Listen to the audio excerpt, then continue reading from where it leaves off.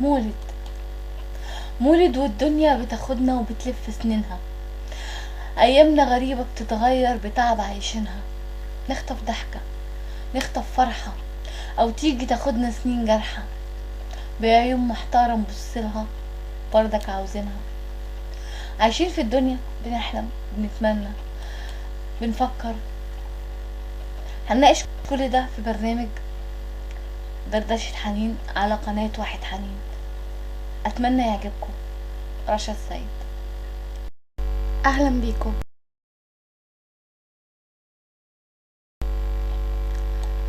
في شوية اسئلة يهمني قوي لو كل واحد فيكم قابل واحد اخواني يسألها له، ويا رب يعرف لها اجابة.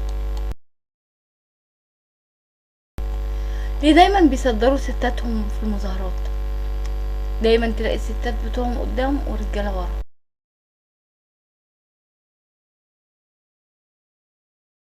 مع ان احنا ايام ما كنا بننزل مظاهرات ايام يناير كانوا الرجاله هما اللي قدام، وكانوا بيتخانقوا مع اي بنت تحاول تبقى معاهم قدام عشان عاوزين يرجعوها ورا يحموها. ليه هما دايما بيصدروا الستات قدام؟ عشان لما يتضربوا يقولوا يا بيعوروا الستات وبيموتوا الستات.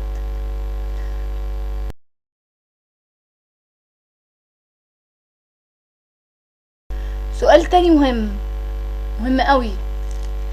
ليه قنوات الكفار والعلمانيين اللي هم احنا لما بيجي وقت الاذان بتعرض الاذان، انما قنواتهم التلاتة اللي هم احرار 25 والشرعية ورابعة ما بيجيبوش اذان؟ ليه؟ اجاوب انا.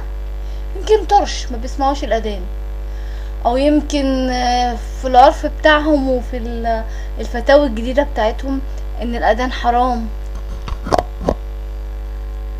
وبدعة وضلالة.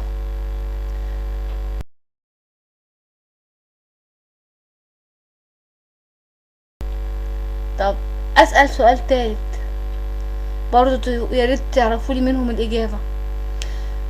ليه اما رجالتهم وستاتهم وعيالهم بقالهم 6 شهور في الشارع كل يوم ينزلوا مظاهرات، بياكلوا ويشربوا منين؟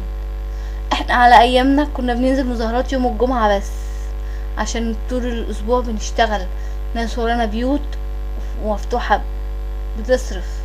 هما بقالهم 6 شهور في الشارع بيصرفوا منين؟ مفيش يوم ما بنلاقيهمش في مظاهرات. تفتكروا بيصرفوا منين البيوت دي كلها؟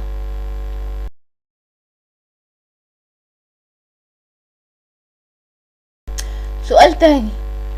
ليه قنواتهم ليل ونهار بتعيط زي الستات ويدعوا علينا وإله يحط عليهم ويشيل ايديهم ويرزقهم بالطاعون اللي هو احنا يعني؟ ليه ايام ما كانوش عاملين كده تكورها؟ ليه اما كانوا قاعدين في رابعة كانوا قاعدين يزعقوا ويجعروا واني لأرى رؤوسا قد اينعت؟ فين راح كل ده؟ اقول انا عشان هي دي الحقيقة، عشان هما بق وبس، ساعة الجد مفيش.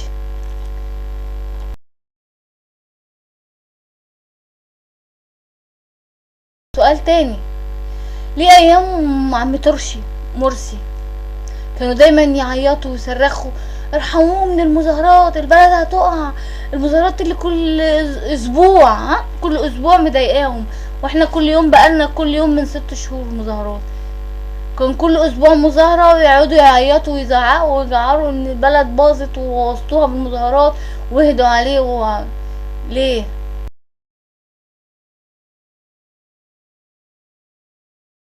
ليه كان بيغنوا وعمالين يغنوا بحب مصر وبلدهم مصر؟ دلوقتي بقت مصر وحشة وكخة وكل الناس اللي فيها ولاد الذين عاوزين يتولعوا بجاز.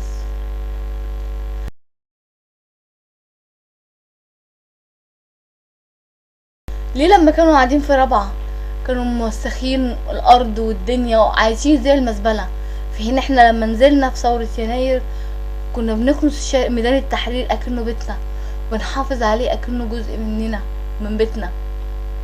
انما اقول لك ايه، طبع غلاب اللي كانوا بيستحموا في رابعة بالخرطوم وكانوا بيرموا الزبالة في الجامع وفوق وعاملين دورة مية فوق سقف الجامع، عادي، ده العادي بتاعهم.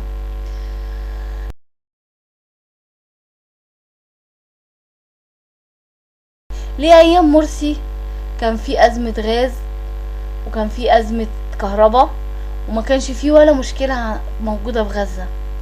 ليه المشاكل موجودة عندنا ساعتها؟ دلوقتي الحمد لله الكهرباء نوعا ما مفيش زي مرسي كل يوم بالساعتين 3. مفيش أزمة بنزين اللي كنا بنشوف الطوابير وكانوا بيموتوا بعض بيموتوا بعض بالنار، كان موال. ليه؟ عشان ببساطة الجيش قفل لهم الأنفاق دي وما بقاش في إمكانية إنهم يهربوا اللي كانوا بيهربوه.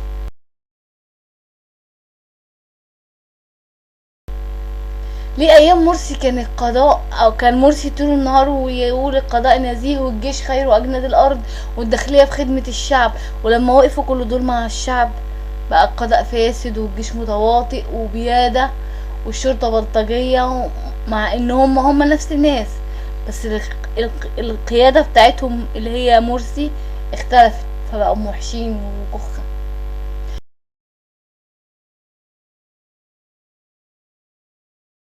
كل اخواني لو عنده رد على الاسئله دي يا ريت يبعتها لي على واحد حنين في الرسائل، ويا ريت لو في حد فيكم لقى رد على الاسئله دي من اي اخواني يبعتلي، هكون سعيده. رشا السيد.